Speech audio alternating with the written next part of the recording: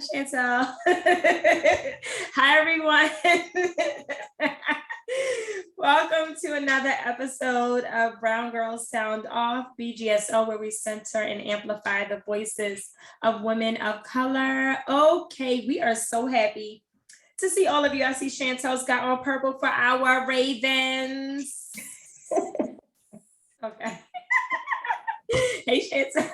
Chantel gave us a little shoulder shimmy. But the person with the shoulders out is Edwina. Hey, Hey girl, hey sis, hey. Ooh, look at those earrings, sis. You are fire, Nafisa. Oh, yes, I love that. I'm like, okay, I didn't get the memo. Okay. Thank you, sis. I didn't get the memo. Y'all can't work now. Thank y'all for tuning in. If you've been watching, which hopefully you have been, if not, please go ahead and just press pause and go back and watch the first 2 episodes from this month. But no, it's not required, but I would encourage you to do so that you can see how the conversation unfolds, because for the month of October, we are oh my gosh, and October is almost over. I cannot believe Halloween is days away, right?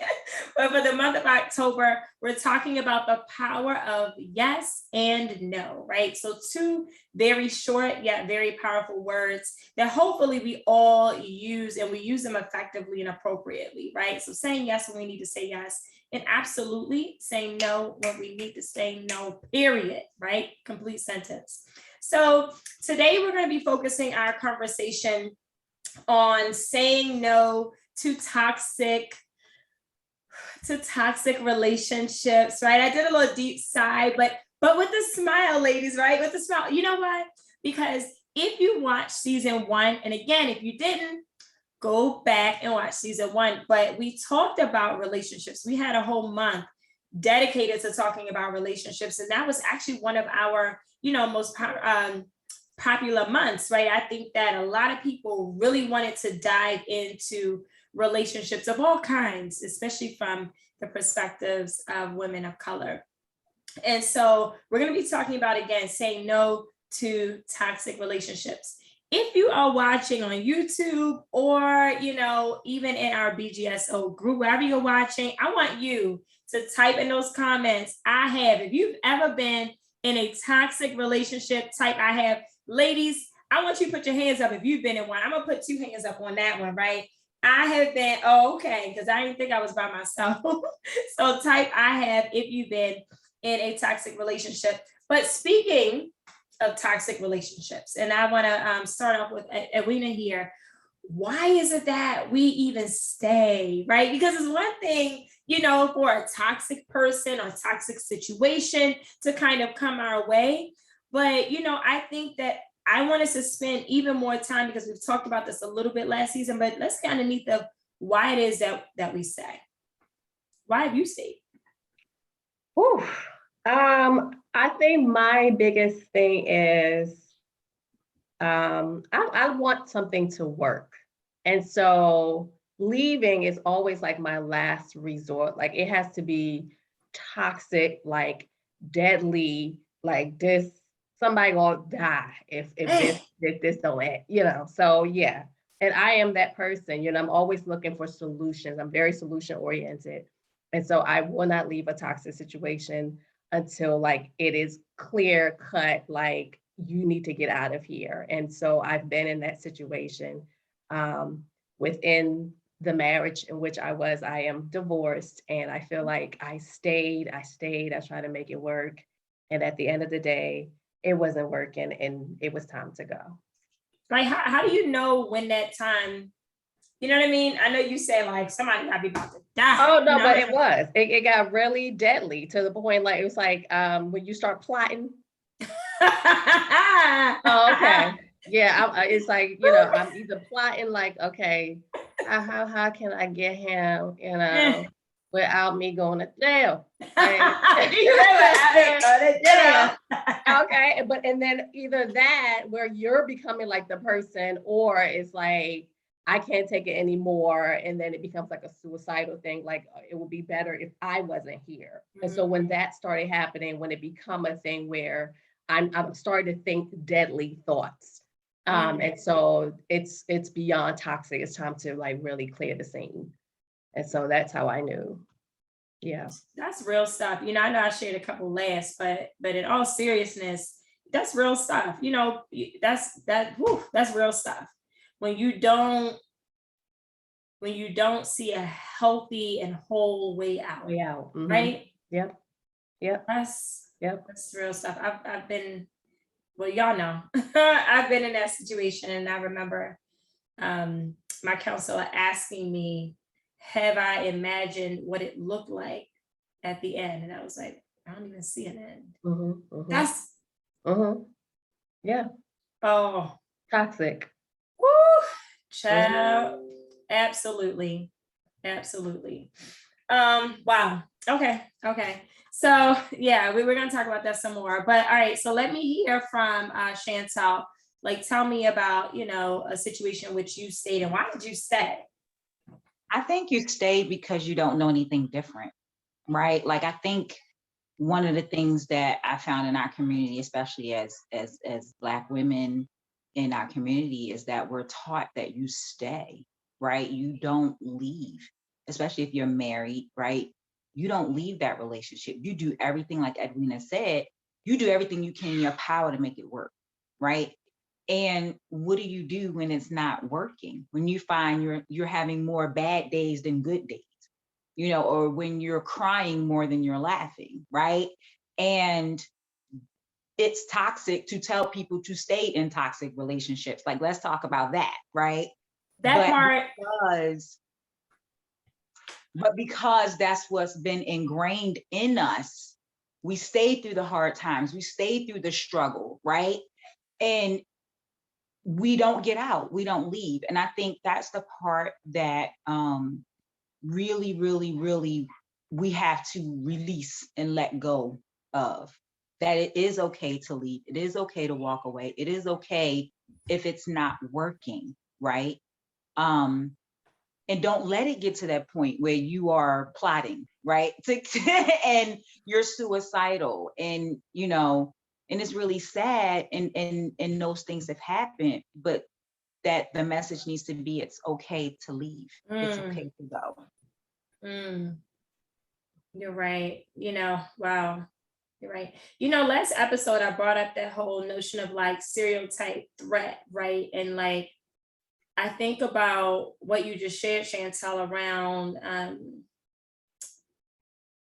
think that when so many of us as women of color see ourselves portrayed as like failures, and, and all these other things, like, I think, yes, there are those very blatant messages around like, to death do you part, you better not, in this marriage, you better stay, y'all got kids, so you better stay. That's a whole different episode. Well, you've been together this many years, so you better stay, and that's a whole different episode.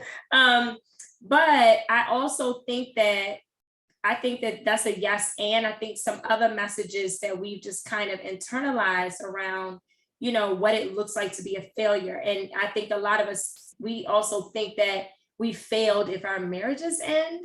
You know what I mean? And so then we spend so much time trying to prove that to be wrong. You know what I'm saying? So that's why, like, if you didn't see the last episode, maybe that's another stereotype that we reject, right? That if our relationships fail, then somehow we're failures or something's wrong with us. Let's reject that, right? Because no, maybe it's the other way around. Maybe it's because we're winning, because we're saying yes to ourselves. We're actually saying yes to our kids and what's best for them, right? I can go on and on. Nafisa, what about you? Again, and by the way, just as a reminder, we're talking about all kinds of relationships. It can be friendships, relationships with family, workplace, whatever. Why have you stayed? Well, I'm thinking, I'll get back to why I'm staying, but like one of the type of relationship, I'm going to shift and go like a platonic way. So I can think of a particular, friendship, and I just always didn't feel good. I was just like, what is going on? Like, it was just like such negative, like energy, like, and I just felt like depleted all the time because I felt like what I was given wasn't reciprocated. I was always there for her, I'm always having that listening ear, but when I maybe would want to talk about stuff or if things are going good, it was like, it was somehow turned into something negative. And I'm just like, wait, I'm supposed to be happy about this. Why? It's just like, why am I starting to think negative about the situation? You know? And I just realized, I was like, this person is not like good for me. You know, Why'd you stay? I think I stayed because I wanted to, I often, and I talked about this on the previous season, I often want to see the good in people. You know, I like to give people the benefit of the doubt, you know, until I'm like, okay, yeah, no, that's really truly who they are. So I think that's just a part of my character. You know, I hope and I want to see the good in people. And I'm like, oh, well, you know, she's dealing with a lot right now. She's going through a lot right now. And it's like, yeah, we all go through things. But, you know, if every time, you know, I'm in this space with you, I'm leaving and I'm feeling like just down, you know, and even if it's a time where, you know, let's talk about, and I understand you're going through something, but can we step back and like, if I have something to celebrate that and not make like something that's supposed to be positive in my life, like negative. So I just didn't feel like, you know, it was a supportive situation or a positive situation where I was getting positive energy, you know, from. I just felt really just depleted every time. And often like I couldn't be my authentic self. Like I would be like, oh, well, I don't want to tell her like about this because, you know, she's going through this, you know, where I'm just thinking about, I want to just be me, especially when I'm with my girlfriends. You have enough times where you feeling like you maybe can't be your authentic self, which, you know, is a work in progress, but I'm certainly not trying to do that around somebody who's supposed to be my friend. No. So yeah, No. not at all. So I had to chalk up the deuce, you know, and things were a lot better. And, you know, I wish her well, even if I see her like, you know, how you doing? You keep it moving, but. Yeah. Hey, girl. Hey, girl. You know, listen. As I'm walking away. Okay. Yeah. I mean, you know, it's funny. I love that you shared that too, Nafisa, because, you know, that's something that came up. I always talk about counseling, but that's something that actually came up in counseling for me last week and happened to be a social media post that I then saw. I don't know if it was like the next day because I go on Thursdays. So I don't know if it was like on a Friday post or whatever, but I saw something that honestly was related to something I brought up around this notion of like us wanting to see the good in people, you know, wanting to put people, you know, other people first. And what I saw and what I also believe, I want to know your thoughts, is that can be a trauma response, right? That can be a trauma response when we, you know, because, you know, some of us, namely, you know, Black women, Black and brown women, you know, and I'm not saying it's a bad thing to, you know, to want to be compassionate and put people I hesitate to say that, but you know what I mean? But to keep other folks' needs in mind, you know, I'm not saying that's a bad thing, but what I notice, especially when I'm talking to other Black women, it's like, you know, we have this propensity to put other people up on this pedestal and their needs, and I see the good in them, and I know what they're going through. It's like, but what about the good in you? You know what I mean? What about the good in you that's being suppressed because you're in a toxic relationship?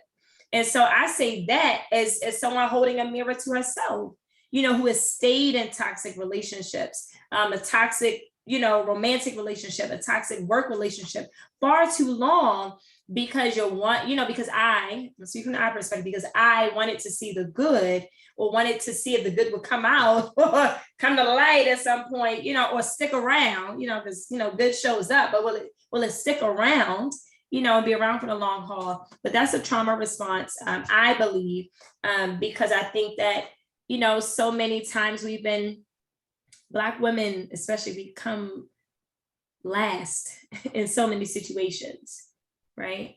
There's a saying, you know, the most disrespected being is the Black woman, right? And for Black women, we come last in so many instances that I think we've almost trained ourselves to put ourselves last. And we think that is something good. We say that with a smile, yeah. I put my kids, everybody's good for me. You know what I mean? Like I just would love to, you know, to unpack that. If you're watching, you know, right now on YouTube or even in our group, I'd love to know what you think, because I'm someone who also tends to wear that as a badge of honor, that is a good thing, that I tend to put other people before me. But my girlfriends on this podcast know that in that group chat, Tony is depleted and her well is dry. So it's not all that good, is it? Oh, okay. I don't know what well I'm, okay. So anyway, I mean, what do y'all think about that as being a trauma response? I completely agree. I was writing some words here because when I think about someone putting, like, always thinking like, well, seeing the person for benefit of the doubt, it's like, it's a good thing, but it comes with, I find it to be like a sense of acceptance, a fear of rejection, or a sign of neglect. And so like those three things, and I'm speaking from the I perspective, because it's like, I'm asking myself, like, why did you see the benefit or give that person the benefit? Why did you give him the benefit of the doubt? Because I wanted to be accepted. I wanted him to want me. I didn't want to be by myself. And why do you not want to be by yourself? Well, because I've been by myself and I don't like the way it feels when I'm by myself. I don't like the feeling of feeling rejected. And so it's like, having those thoughts will have you giving people more opportunities that they need to have in your life and in your space. That's what that is. So definitely trauma. She said that's what that is. Yeah. Girl, if that ain't a mic drop, I hope y'all caught those jewels on that other end, because sis just dropped some gems right there. What are those three words again that came up for you? Acceptance. Rejection, acceptance, neglect. Yeah. So good. That's so good. Isn't it? It's like it's like our behavior, which makes total sense. I mean, we're all smart women. It's like our behavior and the things that we do, even the things we do for other people, they say a lot about us. Yeah. Actually, they say a lot about us. And sometimes we're in the thick of it and we're so used to seeing it. I saw my grandmother doing it, right? I saw my grandmother putting everybody else before her. I saw what that looked like. I saw her be like screwed over with a smile, right? Because, I see, and so I never questioned, I never even thought to question. It was my last session, never even thought to question, is this really a good thing or is this a trauma response? Am I responding to trauma? Is it fear? Like, what is it? Ooh, child. Oh my gosh. I agree with everything that you guys said. And I do feel like it's definitely a trauma response for sure. I think it definitely is. And I think sometimes, and I'll say for me, I'm gonna speak from the I perspective.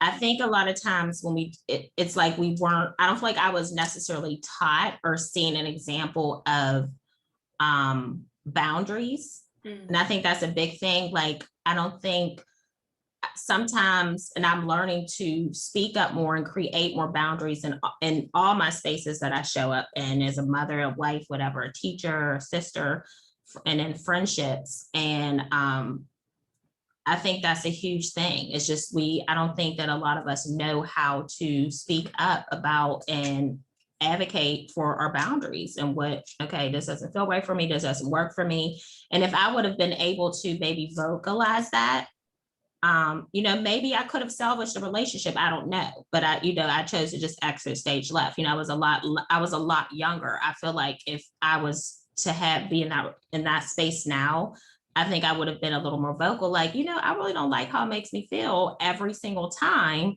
that I'm with you and I want to be here for you, but I need you to be here for me too. It needs to be reciprocated. And I want to feel like I can celebrate good things going on in my life, even if you're going through a good time, a rough time, like you should still be happy for me, So I think just being able to vocalize like our wants and our needs and being able to set those boundaries. I know that was something that I definitely struggled with, as when I was younger, and I'm continuing to work on being able to do that. Thank you so much for sharing that, sister. More and more gems, because that hasn't come up in this conversation yet. So I'm so grateful that Nafisa brought that up. A lot of times you're absolutely right. and that's for a much longer conversation. Like, why is it that as women of color, and specifically as Black women, we struggle so much with setting boundaries? And there's a lot of historical context, right? There were times where we were made to feel like our bodies, there are times now, right, when we're made to feel like our bodies don't belong to us. And there's this objectification of our bodies, of our space, and this notion that it belongs to everyone else, right? That as Black women, we're supposed to give of ourselves to everyone else, no matter what it does to us, no matter if it kills us, right? We're just supposed to do it. And so I'm really grateful that you brought that up to elevate this conversation. And so to continue to elevate this conversation, because you know what we do, we will share from the heart, but we don't like to stay down in the dumps, child. I want to know, Chantal, I want to start with you. You know, thinking about relationships that have been toxic that you have been in, how did you reclaim your power? That's where I want this conversation to go. How did you reclaim your power, right? Whether it was after the exit or even like during the exit or preparing for the exit, what did you do to reclaim your power? One of the tools I used really was therapy, right? I really needed to figure out where these feelings or emotions were coming from. Why was I allowing myself to be in these toxic relationships? And so I didn't start with them, I started with me, right? And I really started going to therapy because I wanted to find out more about me. What was in me that was allowing these things to take place, these relationships to happen? And the more I learned about myself and the more I started rejecting things that did not serve me emotionally, mentally, psychologically, spiritually, I started to say no, and I started to take back my power and realize that I got to treat myself good first. I have to love myself, and then I have to expect others to do the same. Right? So again, I'm always big about, you got to go within first. You got to go through that self-discovery phase and figure out what happened with you first and start there. That's big. And you're right, sis, you do always talk about that. I love that is like a common thread for you. Because I mean, how else will we know what it looks like and what it feels like and what it sounds like to be loved if we're not practicing? Come on now, we know this. If we're not practicing, how will we know what an exemplar looks like? How will we know what that looks like if we're not practicing on ourselves first? I can think of a couple instances in which that is true, but we're not gonna go there on this episode, Edwina. One of the things that I did, I created a vision board. And so writing down the things in which I wanted to see. What is it that kind of going back into that I like looking within, you didn't want that. So what is it that you do want? And write it down. And so when I put down my wants on that vision board, and I stuck that vision board on the wall and I started to see things come to fruition, it started to really empower me to keep going. And then going by myself and really starting to see who I was as an individual, which was something I felt like I was lacking within that relationship. I lost me. And so that vision board gave me the empowerment that I needed to start really finding myself again. So you made it plain, is what you're saying. You got to write the vision down, make it plain.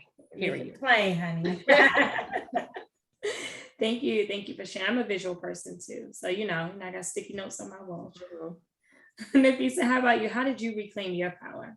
Just trusting myself and, trusting yourself and not feeling. And if it doesn't feel right, it's not right. And don't try to wrap it up and put a bow on it. If it smells like shit, you know what I mean? It is. And just trusting myself and my intuition and my inner voice and just listening to myself. And if something doesn't feel right, just to trust myself. And if it doesn't work for me, in whatever relationship, to be vocal about it and set those boundaries and unapologetically. Yeah. I love that. We have to do more trusting ourselves, because so many times we like push our intuition off to the side, like, nah, I know they're not like, I know they didn't mean that. I know, and we make all kinds of excuses, but I love what you said. Just trust trust yourself. That's something that I'm learning to do as well, right? When feelings come up, not stuffing them down and pushing them by the wayside, but actually taking time to unpack them and looking deeper. So thank you all, ladies, for sharing. As we just wrap up, I want to leave our viewers with something else they can hold on to. I'm sure that they have already picked up and held on to a lot. And if there was anything in particular that has really resonated with you, please let us know in the comments. We love feedback. We love to know when we are actually connecting with our viewers. If there was something that was shared, if there's a question that you have, please just let us know and drop it in the comments. So as we wrap up, I just want to know, again, continuing to elevate this conversation, moving forward. So forgetting even about, all the toxic relationships that we are leaving behind and that we have left behind, moving forward, how is it that we are just trying to foster positive, healthy relationships from the get-go, right? It might be an extension of something you've already shared, but if there's anything you want to leave folks with, how are you fostering positive relationships from the get-go? And anyone can go. I think for me, it's really about how I feel in my relationships, all of my relationships. And I'm really, really big on not putting myself around people who I know don't genuinely love me or care about me, who want the best for me. And I think that's a really, really good sort of boundary to start with, evaluating the people around you and really assessing to see, do these people really care about me? Do they care about my interests? What's best for me? And can I reciprocate that back to them? And just really looking at your relationship, saying, when I walk away, like Nafisa talked about, I should feel good with this person. I should feel uplifted. I should feel encouraged. I should feel inspired. I should feel loved. And if you don't feel those things, you might want to take a good look at yourself and say, wait a minute, something's not right here. And I need to explore that.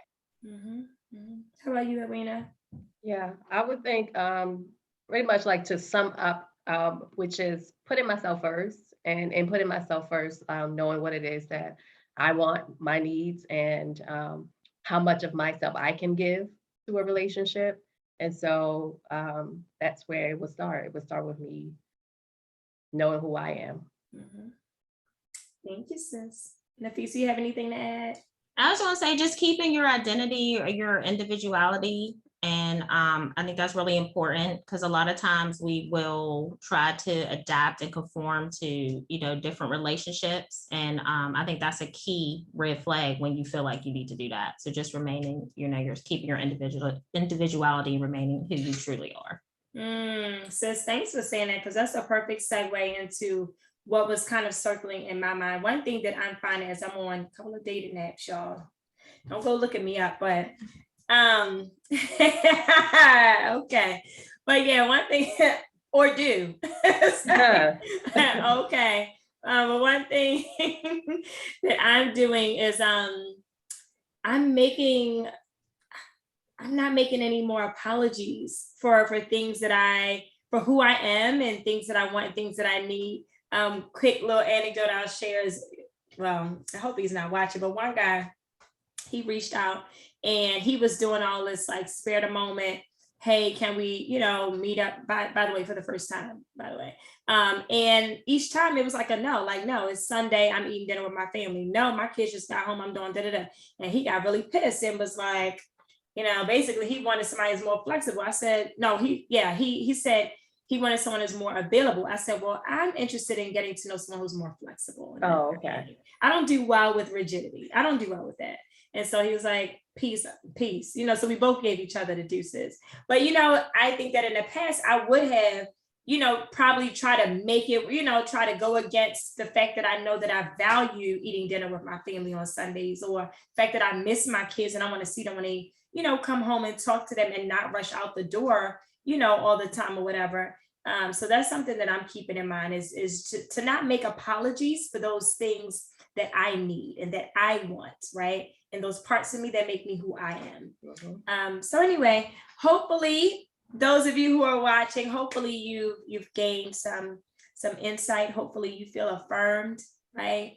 I know that whenever I hear other people share their stories. It also puts up a mirror in a lot of ways for me, but also a window, right? So hopefully there were many windows that you got an opportunity to see into our experiences, whether you've lived them or not. I hope to see you all, I hope that you all see us rather next week. And until then, don't forget to like, share, comment, subscribe on YouTube.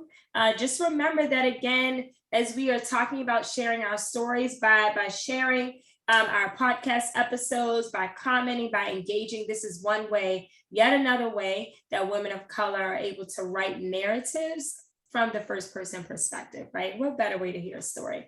Have a wonderful rest of your night. It has been great, ladies. See you all next week, everyone. Bye.